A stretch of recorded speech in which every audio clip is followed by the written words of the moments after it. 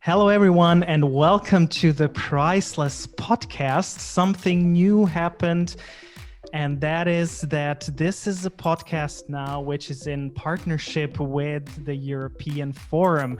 You heard a lot about the European Forum within this podcast because I had a lot of guests that I met through the European Forum. So the link to the European Forum is again in the podcast's description. Today with me is a new guest, and he is from Slovakia. So we're traveling a little bit there. Thanks to Zoom, we don't have to go and be in a quarantine for two weeks, but we can talk right away to my guest. His name is Miroslav Matavka. Did I say it right? Every time I say it, then I'm not completely sure. Thank you for the feedback. So he told me to introduce you as an opportunist, and he's going to explain more what that means. I met him the first time in Nuremberg in Germany at a workshop that we both attended, and we were roommates at that time. That's how we met. He's a volunteer and the founder of a Slovakian NGO called Rainbow Christians. And I guess that he's also going to mention a little bit more about that. But first of all, let's say hello to our guest. Hi, Miro. Can I call you Miro? Is that okay? That is perfect. Thank you for having me. It's a pleasure to be talking to you and to speak to the audience in Croatia and maybe more. Thank you so much for taking part in this. So I started to introduce you and said this, I don't know, it might sound strange to some people when they hear that you're an opportunist. Sometimes it can have a negative connotation. Would you explain to our viewers and listeners what you mean by that? Well, I was talking before, Michael, that I was looking for jobs, and then usually the recruiters ask you, so what is your job or what is your specializations? And I always struggle with that. So I'm looking for it. What would describe what I do in life or what I like to do? And then looking back in my life and my professional career, it is really the best description is opportunist, because I usually get by some circumstances some opportunity in that I just briefly out of my stomach decide to go with, and I go with it, and it is either a job or a new place to live, a new country, or other topic or matter that would fit into that, and that's why I think opportunist is a good description, and maybe I can describe later on many opportunities that came my way that I took and that proved to be really good ones. So in a way, I would say that you're a human chameleon. You're just adjusting to whatever comes to you. But I think every one of us, especially in this time of pandemic, needs to sort of be a chameleon, adapt and then change the color according to our surroundings. And now we just need to do it indoors and adapt to being stuck in one place and adapt to the situation and talking to people online, even though we would rather be in Croatia on the beach, especially last summer. There was all the topic to creating a bridge between Slovakia and Croatia. And we had to adapt. So everybody had to sort of learn the chameleon strategy. Yeah. So as much as I know, you're also quite a sporty guy. How has that been for you? Marathons. You did 2 marathons. Okay, so you're not just quite, you are a very sporty guy. So how is that going for you now in this lockdown and everything that is happening? Yeah, it's quite difficult. In Slovakia, we have, I don't know if it is in Croatia like that, we have big discussions about opening of the fitness centers, gyms, you know. There was a big discussions that you can't go to the gyms and I can't exercise. And I learned to do it now at home, following these YouTube tutorials. How do you do it by yourself? But it's crap because, it is strange to do it on your own, in your own living room. And it is difficult, but the long walks in the country, especially now we have a snowy country here in Hinorani, where I'm based, in small village. It is nice, snowy, white, so I do long walks. That's my sport sort of entertainment at the moment. That's great, I suppose, for many things. So is there anything else that you would like to add or let our viewers know about you, who you are? I would just basically add to that description regarding where I come from. I put this T-shirt on as well, especially for you guys. It is the gay Christians community. It was a community that is almost 20 years in Slovakia, mostly guys and girls in Bratislava that used to meet together and find encouragement, sharing their faith and their lives together, belonging to LGBT minority in Slovakia, and not finding any place in official churches or support in any churches. So they used to have regular meetings and events, and it was an informal group, and I became part of it about, I think, 5 or 6 years ago, I think, and then became more and more involved, started volunteering, doing some activities, and 2 years ago we decided with 2 other guys that we want to take it to another level and registered their organization officially in Slovak with Slovak government and as an NGO to be able to run projects, apply for funds, and all this kind of stuff that comes with activism. And we decided as well to rebrand, so not using the English word "gay Christians." We decided to use the word "signum duhovi kresťania," which translated means basically signum as a name, one word, and rainbow Christians. We wanted to be more rainbow than just gay. Thought that this is more colorful, fitting. And for a year now, we are as a registered organization, and it gives the whole sort of the community a different feel, and it helps us to communicate with other stakeholders, with officials, with the churches, and I would encourage communities that are around the world like this, that to dare create an organizations and sort of put it a little bit of officiality in it, to work with other stakeholders. It is much better standpoint if you communicate with churches, with other NGOs, applying for money, grants and stuff like that.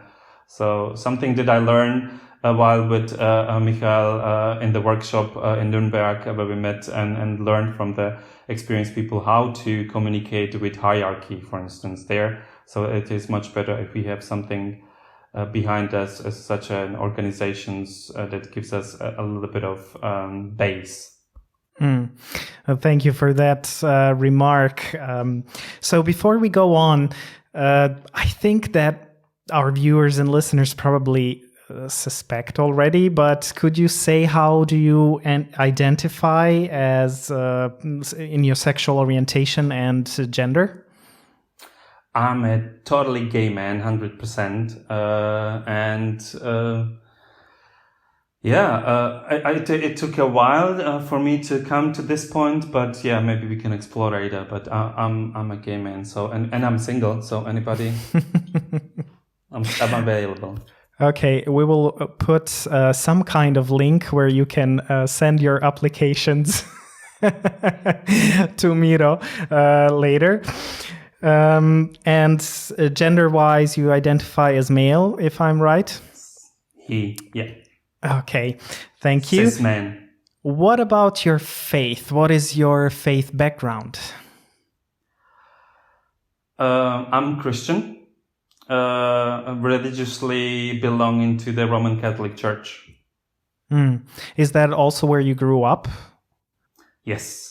I grew up in a typical Slovak small village Catholic family during communism, which has a special touch because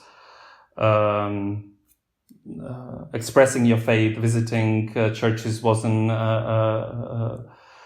as free as it is now. So I remember like my auntie, she was a teacher, and I never understood that she had to go through different villages on Sunday so nobody sees her in the church, because it wasn't allowed for teachers back then to go on Sunday to church.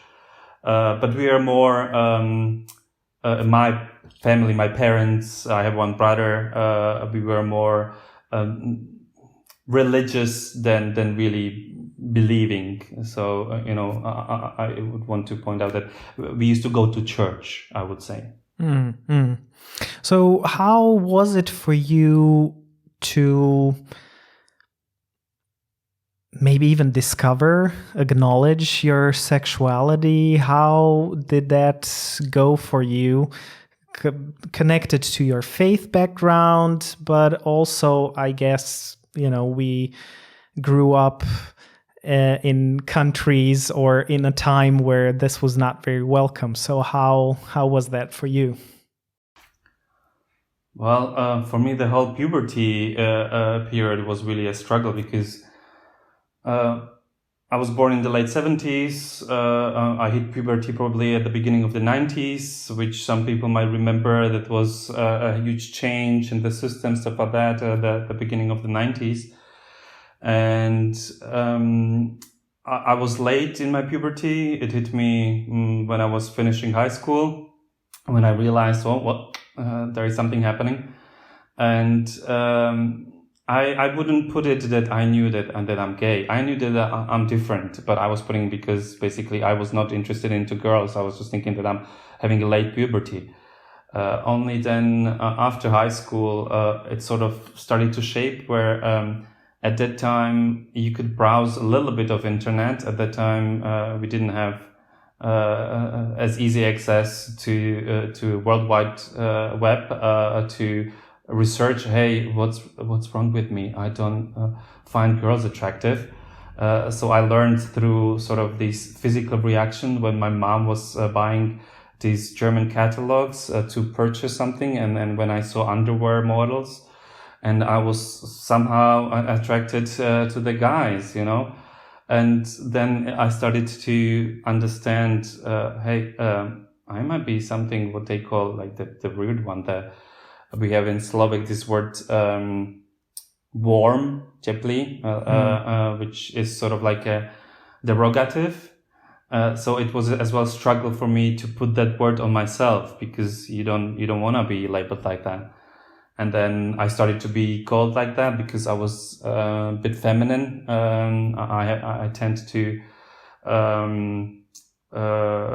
show a bit of feminine side, and so you have guys at that age calling me that names, and it was difficult to come to the realization that yes, it is true. And then it took years to first, I would say, I started to tolerate myself as a gay man, but later on it took decades to accept it, really. So when did you you said that when you were growing up, you were more religious. And right now, as much as I understand and know, faith is an important part of your life. When did faith become or get a bigger role in your life? It's funny, but for me, or for some people, it is understandable that for me, understanding my sexuality was also related to deepening of my faith, because I was through this internal struggle that you feeling you are different than the others. You are alone. You don't know why you are reacting to your body's reacting to something that other guys find normal, and you don't find it normal, and then you start questioning. I was going to church and basically trying to understand. You don't have any positive messaging in the church, even now, you don't, for these kind of struggles. I used to go regularly to confessions at a Roman Catholic. Good to Roman Catholic in Slovakia, you go every month, and I was always, oh my God, this typical sin that young guys in that age regarding their body confess every month. And then I think I was already approaching my 20s, like late, maybe 19 or something like that, when I maybe said in a confession that I have this attractions to this sin that I'm doing on a regular basis, attracted to the guys. And I don't remember it precisely, but there was no approving from the priest for that. So then you start questioning it for yourself. Why is it that God made me so? And then I think it's a natural process. If you find yourself the space, if you find the peace, and you allow God to help you in that process, that you might be receiving the blessing of deepening of your faith. And then God draws you closer to himself, while hopefully you as well become more and more understandable that you are created by God as you are. So it is difficult, and it comes as well with that. What are your circumstances if you are based in a good church, or if you have a community where you can talk to people, or if your family is understandable and stuff like that? I had none of that. I couldn't talk to anyone about it. At that time, there was no such a support group or online access for this. So for me, it was a difficult way ahead. So my spirituality developed quite good, but my acceptance of myself was pushed back. Mm-hmm. So what happened for you, or what helped you to actually get to the point or into the process of accepting yourself? I guess it's not just a one moment thing. For most of us, it's a process. Well, the more with the realization, I'm talking now about the period where I started university, where I left this small village and I went into the town. I even did military service for 8 months, so where you are surrounded by guys all the time, and you have showers, which there is nothing, just a room and 20 naked guys around you. So you have to sort of work on your skills to not show it. And then I basically understood I can't change it. And at that time, I don't know the precise year when this statement, I don't know, was it John Paul or something like that, basically that the new Roman Catholic Catechism came out, and where there was homosexuality is okay, but you can't do any homosexuality activity. So I started basically accepting that approach that, yes, it's okay to be gay, but I can't do anything about it. So I have to live a celibate life. And that was my sort of approach to life, or acceptance of the fact that I'm gay throughout my whole 20s and later. When did you get to the moment when you said, I'm gay and I'm okay and I'm happy with that? How did that come about? Well, I said even in my 20s, I'm gay and I'm okay with it. But I wasn't happy. I was thinking I'm happy with it, but I wasn't. It was in my 30s, basically after the university, in my late 20s. Slovakia joined European Union. It was easier to travel, and I left Slovakia for UK, and I lived in Reading, close to London, for 7 years. And I got involved with the university chaplaincy. It was non-denominational Christian chaplaincy, supporting students, and I used to work there as an assistant. And I sort of lived still with my sexuality as, okay, I'm happy with it. I accepted it, that I'm gay, and I'm gonna live a celibate life, and I'm not gonna do anything about it. I had no sexual contact. I was a virgin, and didn't do anything about it. I thought this is my life. But then through this chaplaincy, my sort of faith became stronger and stronger. We do the regular retreats with the students, and I was thinking more about my faith. And then I decided that I wanna become a religious. So I applied to join the religious order of the Jesuits. And I was a candidate with them. Basically, before they allow me to go to the novitiate, they have a period of advocacy. Normally, it is 1 year, where you basically closer connected to one community with a spiritual director, and you going through some tests and interviews and stuff like that for them to assess if you are really a suitable candidate for the novitiate. For me, it took 2 years. But in this process, it was funny that through this religious community, the Jesuits, they saw through this testing or interviews, they found out that there is something that I need to work on, my understanding or my acceptance of my sexuality.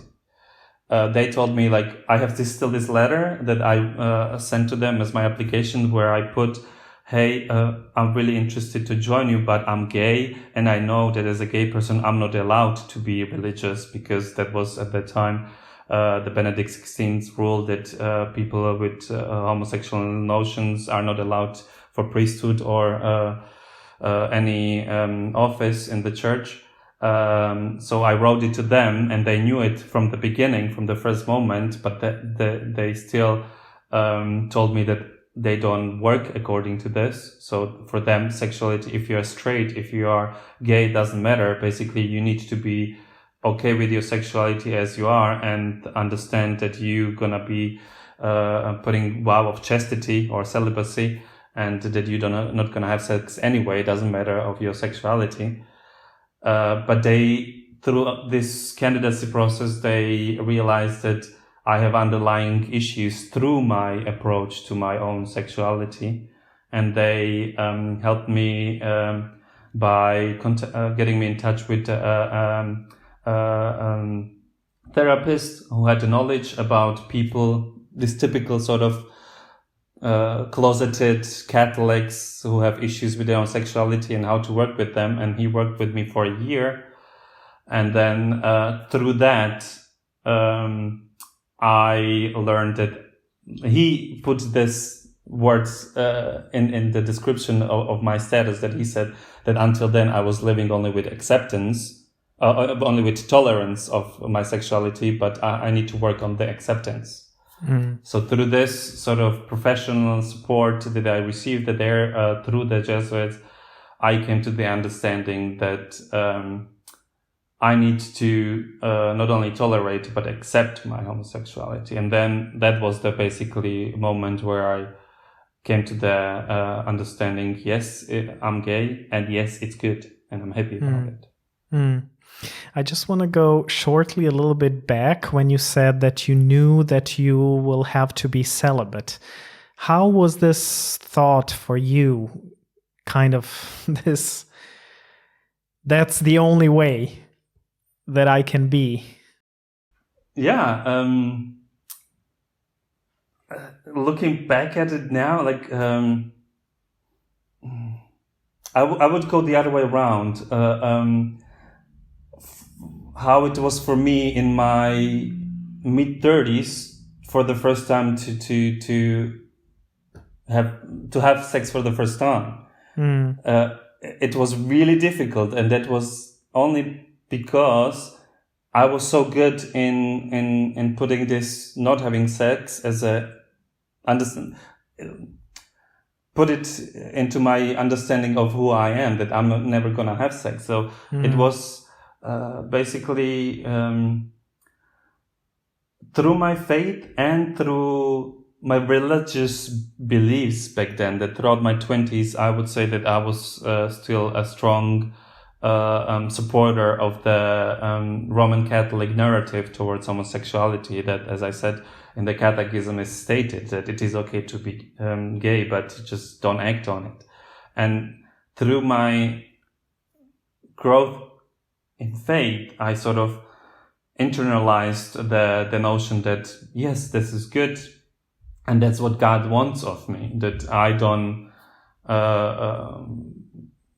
act on my sexual feelings. And obviously it was the sexual energy was sort of proving common outlet in different ways. But I didn't think that I'm ever gonna have sex with any other being. So what changed? Well, it only happened that thanks to the work with the therapist and through the Jesuits, that basically even after the 2 years of candidacy, they decided, or the provincial decided, that I still need to work on my understanding of my sexuality. And he denied my start with them. And for me, it was basically okay. I remember this moment when I was waiting for the letter from the provincial, who was basically gonna inform me, yes, you entering next month's novitiate or not. And I received this letter. I was, as I said, living in UK, and and then I saw this denial, like the rejection there. And then I went to the church that was close by my place. And it was so funny that there was an exposition of the sacrament right away in the church. So I was sort of enjoying the moment, trying to meditate. But I was so angry that I was basically screaming at God, what the F am I supposed to do? You know, because I already said farewell to my friends in Slovakia, because I was thinking I'm going to die in Britain now as a Jesuit. And it didn't happen. So there was this sort of like, I was annoyed and I was really angry with God. And in this sort of moment, I had this one of, I hope many people have these moments with God where they have this sort of like experience that he was talking to you. And in this moment in the church, in front of the sacrament, and then there was mass, and there was as well, some people were receiving confirmation, and it was all, I just thought, okay, God is talking to me. And I felt that this is my moment. Yes, this is, thy will be done, you know, that God said that I'm not meant to be a Jesuit in Britain, and I need to look for some other way, and it is good so. So I made my peace with that, and then I decided to start somewhere new. And because in the parish where I was living, I was the candidate, the future monk, the religious. Yeah. I just found it sort of awkward to say, well, no, and by the way, I'm gay now. So I didn't want to put myself into this sort of coming out process in the surrounding. So I basically left UK to Germany, and I started in Germany as a gay out person right away. So I was too of a coward to do it in the surrounding where I lived in UK. So it was an opportunity. Again, this is, I'm going to sort of say these were one of those opportunities that came along, that basically I was approached with a new job in Munich in Germany, and I took it. It came right away there. And some say it is opportunity. I always think, well, that was God working, and he showed me this opportunity. And then I moved to Germany, and there I forced myself into living an honest gay life and a faith life. So I got involved right away. Second month I was living in Munich, I got involved with the local gay Christians community there. They have regular monthly services. I visited sort of like support groups there for gay people. And I worked on it to lose my virginity, because basically it was, as I said before, that how I was really prepared for the celibate life.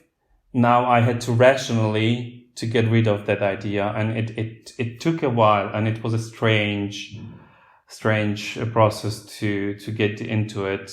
If you are that age in a gay community and you're still a virgin, then it's difficult. And it's hard, I guess, what you said, it's very hard when you live with this idea and grow up with this idea of, I'm gonna be celibate. I'm not gonna enjoy sex or have sex in my life. I'm gonna be alone. Yeah. So how was you said you came to Germany and started coming out right away. How was this process of coming out, maybe in a wider sense? Because right now you are mostly out. So how did you get to this point? Well, basically, it was a rational decision. There was no really... It was I had to force myself into it. I don't care. I'm going to do it. I've started first sort of discussions as I was leaving UK. I decided to talk to my brother first, to my family, to tell them, hey, I'm gay. Then friends, and then you sort of I had made a rational decision. I have to do it. It's just like you have something that you have to do. You hate it. You've been worried about it. It is really something you don't want to do, but rationally you have to do it. And that was my state of mind. I knew I have to do it, and I was aware of the repercussions, but I was just hoping for the best, and that's why I sort of forced myself into it. When I started a new job in Munich, I told right away my colleagues, hey, I'm Miro. And I didn't say I'm Miro and I'm gay, but basically as soon as the opportunity showed up that you are drinking with your colleagues coffee and they ask you, what did you do on Sunday? Well, I said I was on a date. I'm looking for a boyfriend, So basically trying to force myself into showing it, putting it out, and it was difficult, but this sort of like, like I'm thinking when I'm watching lately now Games of Thrones. That's what you do, pandemic. What you forgot back then, and there are these warriors that basically, if you go into the war, you have to prepare yourself. You can die, but don't worry about it. You just need to fight, and that was my sort of attitude. I need to get it out, and I'm ready for the fight. And if you don't like it, then you're not going to be part of my life. And that was my attitude basically to my friends, to my family, and to my colleagues. If you don't like it, then sorry, we can't talk. And what were the reactions like?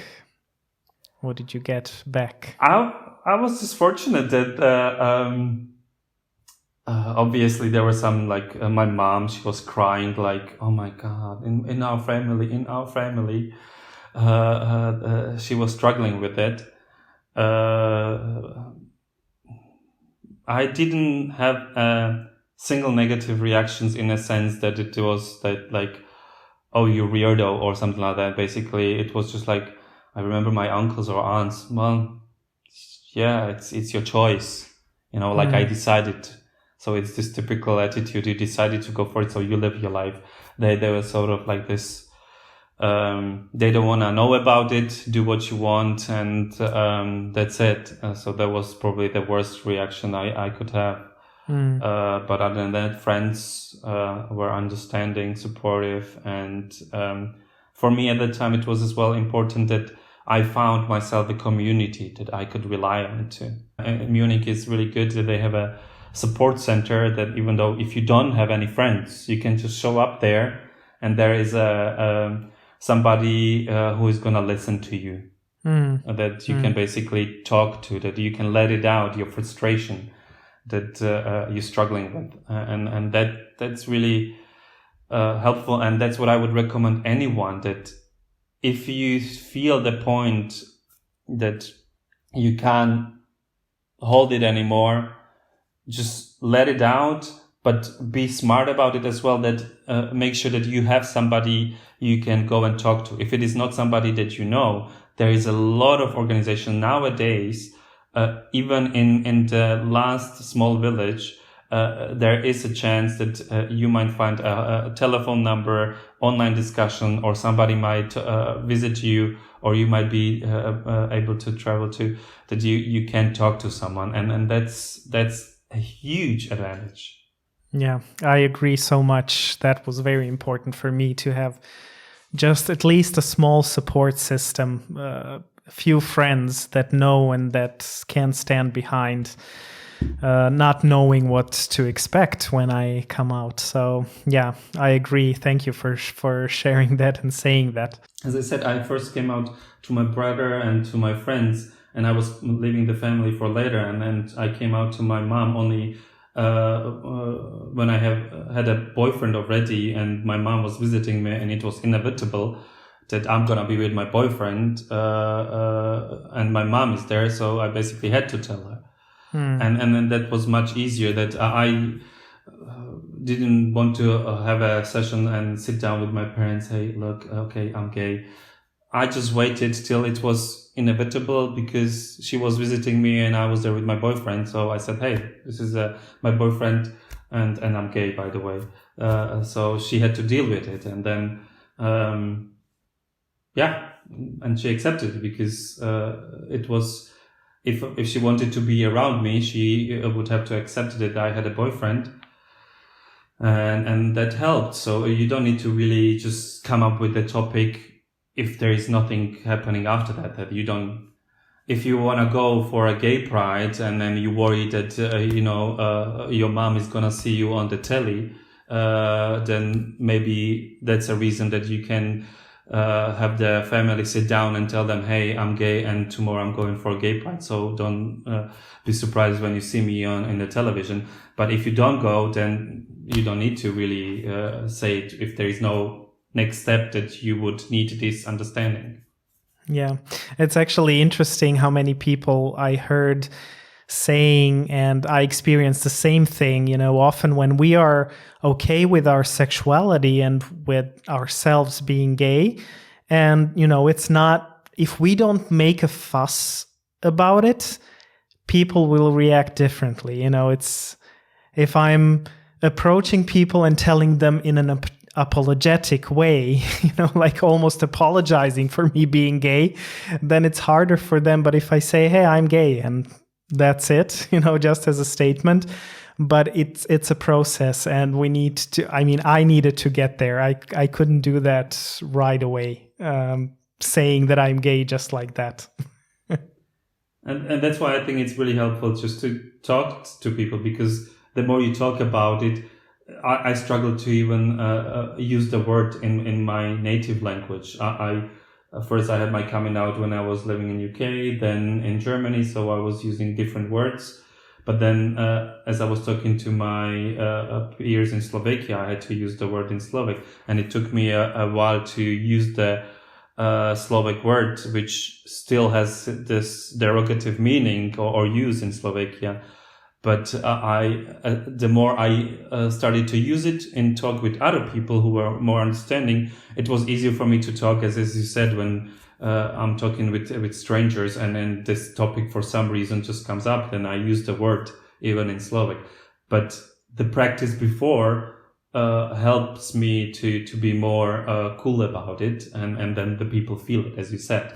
The way you say it, the people will sort of react accordingly to the way you say it. And if you learn using the word, saying the word, it's what you have in your head is sometimes not enough. You need to be able to say it. I think it is as well biblically. If you name it, if you say those words, it's much easier to work with them. Yeah. And you also mentioned therapy, being in therapy, having someone who can support you with your own process. So I think that's always a good thing. And there are many LGBT organizations that actually offer free psychological support and therapists to LGBT people. So that's also maybe a good thing for all of you watching this.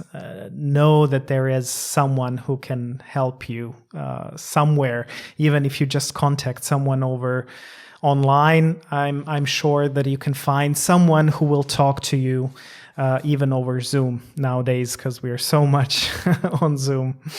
Yeah.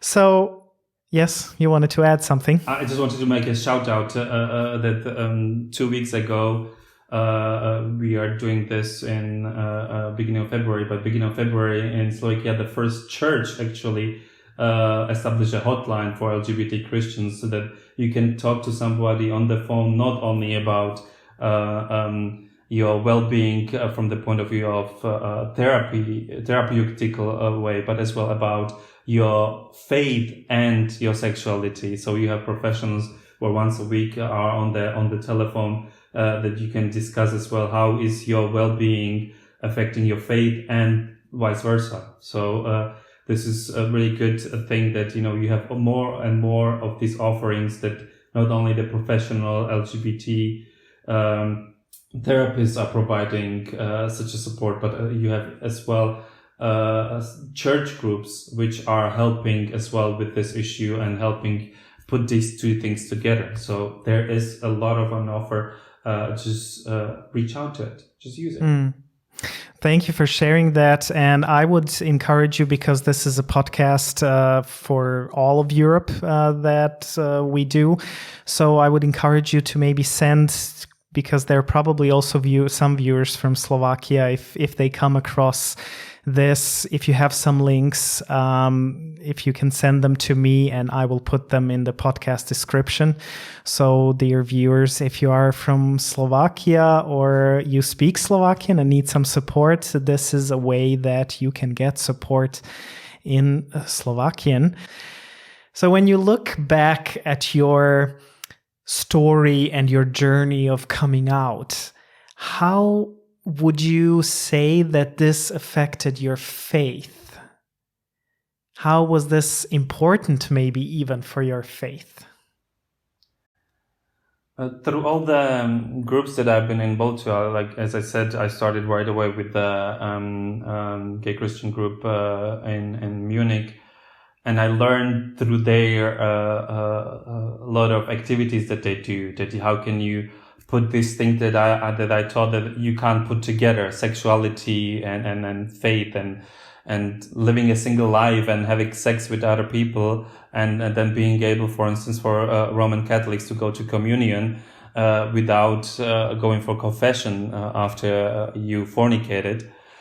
So it is a lot for one to research. Not only for your own, but as well with the scripture, with the text, with the people, with scholars who can help you how to answer these questions that you might be struggling with, that in your spiritual sort of conscious, that you worry about, that these two things don't come together. But there is a lot of research already, a lot of people who witness to that it is good for God, that God finds it good if we live our life honestly, as He created us, with the sexuality He created us, and that He loved us. And for me, it was really helpful to be part of this community, to learn about it in my brain, but as well with my heart. And then my faith really deepened, I would say. I still feel like I like to say that believing in God, for me, it's like a love relationship. I love God. For me, God is love, and I love Him. And then it is, as I said, for instance, when I was rejected by the provincial, that I was in the church and I was arguing with God. So you have this sort of like arguments with God, but then you have this sort of like getting back together, and which is even much better. And for me, faith only deepened in the process. But I would say my religious affiliation sort of struggled, because then getting to know, as I said, that you need to, with your brain as well, understand how is God feeling about you. And if you look into church, the Roman Catholic Church, you see a lot of hurdles and a lot of misconceptions that come out of the even catechism of the Catholic Church. Yeah, that are not for the not good for the souls, even, that they are really inherent wrong statements there that might harm one. And I still say that I'm a Roman Catholic, but it is difficult. It is not, I learned to cherish more, visiting different churches, different denominations, and really do my cherry picking when it comes to religious services or the religious affiliation. It is the form of my faith struggles. But the substance is deepened. So we're coming close to an end of our conversation, and I still want to ask you, what was important for you as something that was supporting you in your process? If you can name one thing, book, movie or group or anything that was really important to you, or what was that thing or people that were really like played a major role in your process of accepting yourself, and maybe even making peace with you being gay and your faith? Well, it comes to mind because there's so many things and then many aspects, especially for if you're putting those two things together, the LGBT side and the faith. So you have a lot of, I have a lot of such tools that helped me throughout my faith. One of those would be a book of James Martin. A lot of people, even in the LGBT Christian circles, might know him. He's an American Jesuit. He wrote as well a book about for LGBT Christians called Building Bridges. But I came across his book, My Life with Saints, which is sort of like a biography of him, which is really interesting. And that helped me to... It is a book that lists a lot of different saints, or saints in a sense that not only canonized by the Catholic Church, but saints as people who had really interesting life. And seeing these stories, reading these stories, that helped me sort of to understand my story and deepen my faith, but as well see life as something that God, I would come back to this opportunist that God gave me a lot of opportunities. Somebody might say a lot of struggles, that I didn't have easy coming out. I didn't have easy way through emotional or a social establishment, or establishing myself as an emotional and social being. But this book helped me to understand that everybody has a different path that is already set by God for us, and that helped me. And then other thing that I would say for the other part, there's sort of realizing me as an outgoing gay man was really being involved with communities that are working in this area. Even as I said, my first contact in Germany, when I just decided to come out, I got involved, and then I started volunteering. I was preparing masses. I was working around doing the liturgies. I was even preaching in a church. It was really so important even for my mom, and she didn't understand the word because I was doing it in German, but basically standing in one of the big churches in Munich, which is used by this community, with the rainbow flag at the altar, and me standing there and preaching to other people about my personal story. It was really helpful, and it helped me really to find myself as a gay man and as a gay Catholic, and then that helped me sort of find my place in the universe. And then as well, it was an opportunity to confirm my sexuality or attitude to the sexuality. So I would say my faith was really encouraged by this, starting with the book, James Martin, The Jesuit Approach. I love the Ignatian spirituality. I would encourage who doesn't know, just read something about the Ignatian spirituality. There is a lot of stuff that brings you peace and how to make decisions.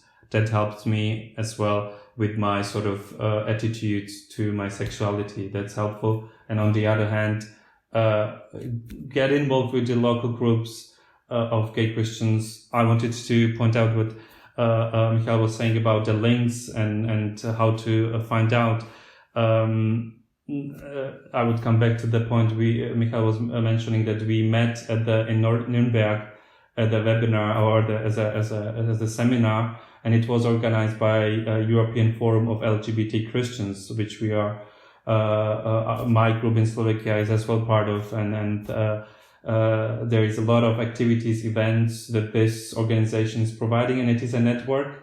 So there is in every country, if you see it in any other country in Europe, these people are collecting a lot of activities, offerings, groups together, and then can help you out, point you to the right directions. And there is a lot of positive experiences that being involved in such a group, and getting to know people, getting to know new stories, and helping personally to find peace with yourself and find really joy, because these meetings that I learned through the European Forum groups in Czech Republic, in Poland, and in Hungary, and we're working now on Visegrad cooperation, which we hope one day Visegrad Fund will give us money for, and they rejected us twice. But one day, if we get their money, we can include Croatia. There are programs for that as well. And then it's really a joy to be with the other people and celebrate our uniqueness, because I find this as being a gay man, Christian man, a gift, because it is something unique. You know, we have a lot of these people who are fathers, who are mothers, who are all these typical roles or these vocations that you have in a church or in a society as a Christian person. But there is only a small number of outgoing, dedicated gay, lesbian, trans, bisexual, intersexual Christians, and that's really something that is really good to explore. So I would encourage you to that. I just wanted to ask you to give some closing words, but this was just perfect. So I think I would like to leave it at that, if that is okay to you. Thank you so much for being my guest, actually our guest. As I mentioned, this is actually happening in a partnership with the European Forum that you were just mentioning. So thank you everyone for tuning in again and watching this episode. There are new episodes to come. As some of you might know, this is gonna happen every Monday. There's gonna be a new episode for at least the next 10 weeks. So I hope you will come and join us and watch the next interview that I'll have. Until then, thank you everyone for watching, and also all of you who are supporting this podcast to happen and that I can continue doing these podcasts. So until the next time, I say bye from me and bye to you, Miro. See you all soon. Bye. Bye-bye. Thank you very much. Greetings.